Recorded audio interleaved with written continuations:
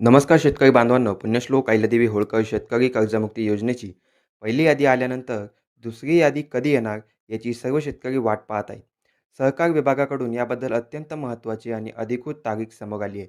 सहकार आयुक्तांनी दिलेल्या माहितीनुसार थकीत कर्जदार शेतकऱ्यांची दुसरी लाभार्थी यादी ऑगस्ट 2026च्या दुसऱ्या आठवड्यात म्हणजेच अंदाजे 10 ते 15 ऑगस्ट दरम्यान अधिकृत पोर्टलवर प्रसिद्ध केली जाणार आहे. सध्या बँकांकडून आलेल्या डेटाची अंतिम पडताळणी खूप वेगाने सुरू आहे. या दुसऱ्या यादीत आपल्या पहिल्या यादीमध्ये तांत्रिक अडचणीमुळे किंवा आधार लिंक नसल्यामुळे ज्या पात्र शेतकऱ्यांची नावे सुटली होती, त्यांना पहिलं प्राधान्य दिलं जाईल.